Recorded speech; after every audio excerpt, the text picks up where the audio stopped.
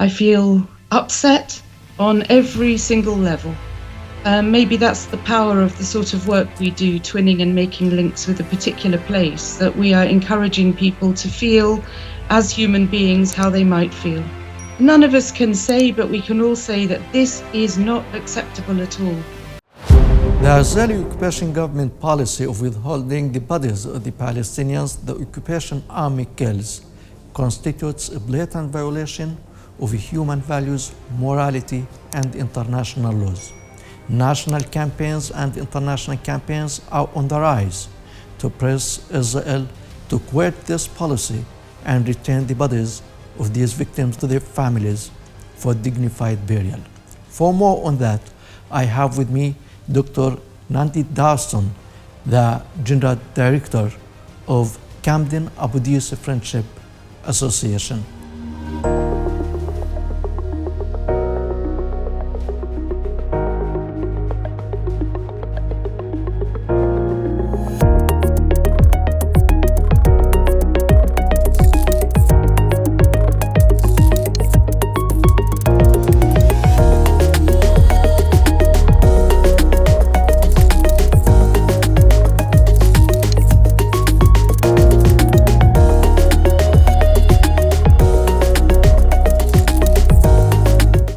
Welcome to the program, Doctor. Thank you very much for having me.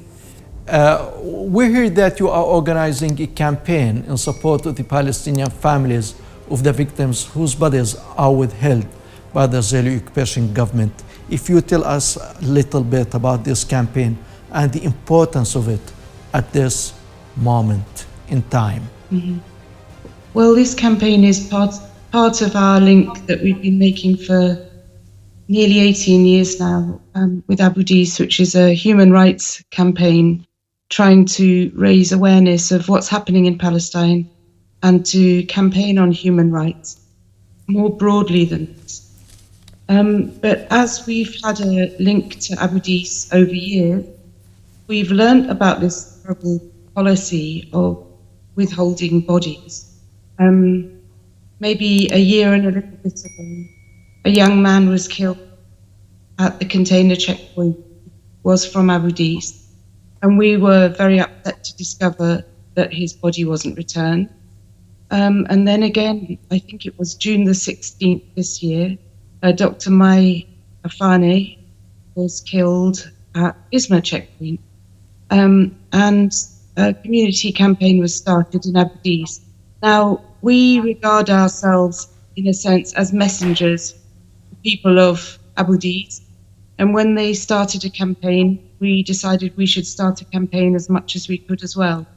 So we have started a petition, actually directed at our Foreign Office, asking them to pressure Israel to return the bodies. The most that they've done so far is to write us a letter saying, we believe that bodies should be returned. Yes. So we've written to them to say, have you actually pressured Israel to return these bodies? We haven't had an answer to this one yet. Yeah, so we have a petition. We've asked people to write some model letters to our Foreign Office. And this is what I'm going to ask you about later, Dr. Dawson. Before that question, Israel is trying to justify this policy of withholding bodies of the Palestinian victims, saying that this is based on the emergency law by the British Mandate in 1945. So when you talk to activists, to people who are expressing solidarity with the Palestinians, and you mentioned this emergency law of the British Mandate, what echo, what impact this campaign has in Britain? Well, I think you're referring to something that was wrong that the British did.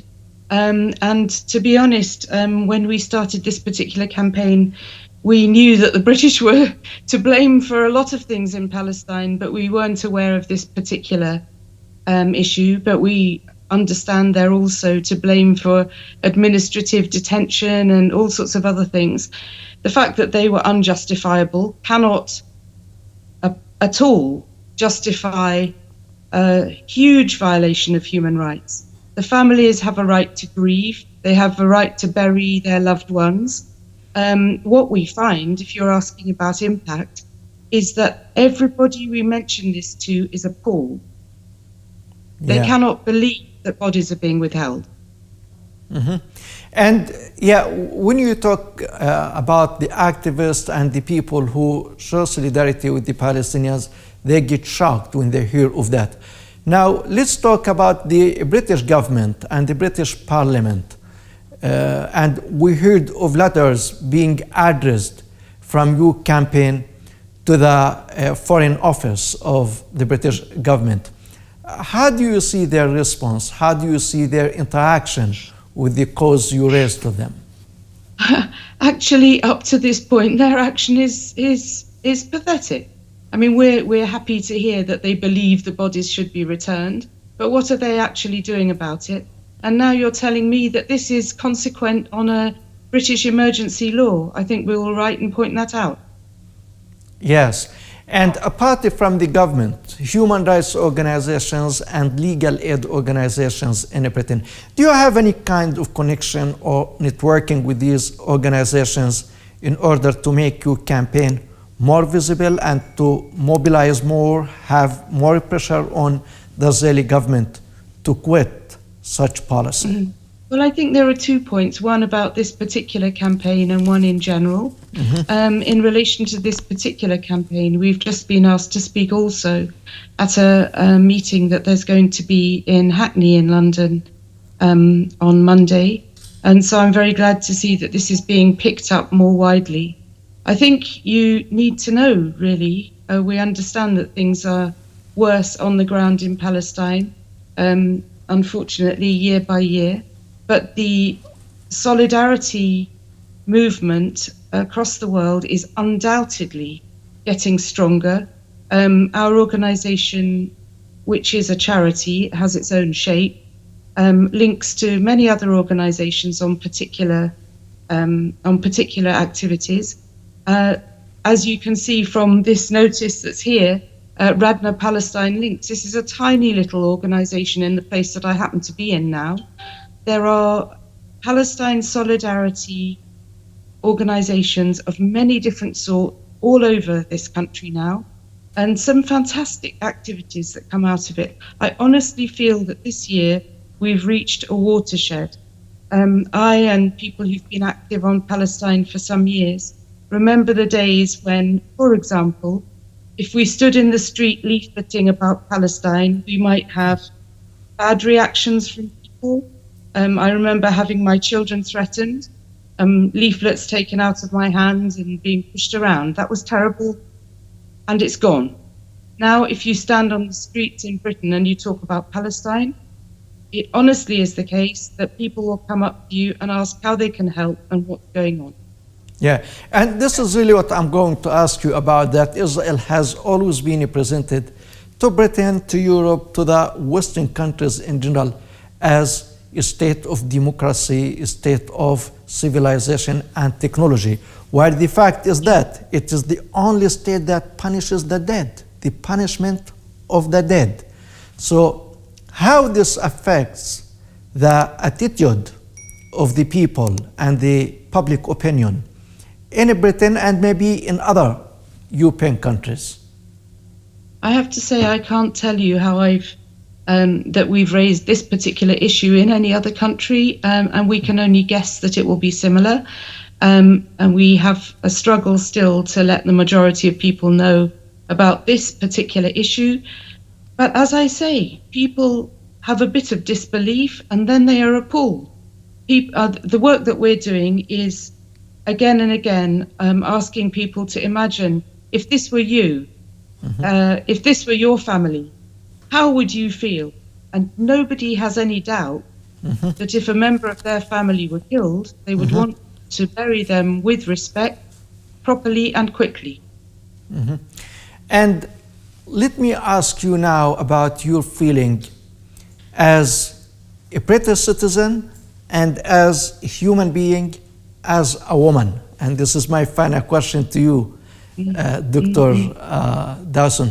When you see the Palestinian mothers demonstrating calling for retrieving the bodies of their beloved ones. And nothing more. Just give us back our son or our daughter in order to bury them. And Israel rejects that. How you feel? For me, in a sense, in this issue, this is where I began. I'm a mother. I feel upset on every single level. Maybe that's the power of the sort of work we do, twinning and making links with a particular place, that we are encouraging people to feel as human beings how they might feel. None of us can say, but we can all say that this is not acceptable at all. In fact, one of the things that we've done, I don't know if it's of interest to you, is we've made a very little film, which we're showing to people here in our event next Sunday, which includes the mother, the family of Dr. May and other people in the community, of women in the Solidarity tent, of women's demonstrations. I can really assure you that there are thousands and millions of people who, when this is woken up in them, really feel this very strongly. This situation has got to finish. And with this very sense of humanity, we end our program with you. Dr. Dowson, the General Director of Camden Abu Dis Friendship Association. Thank you very much. And thank you very much for watching, and goodbye.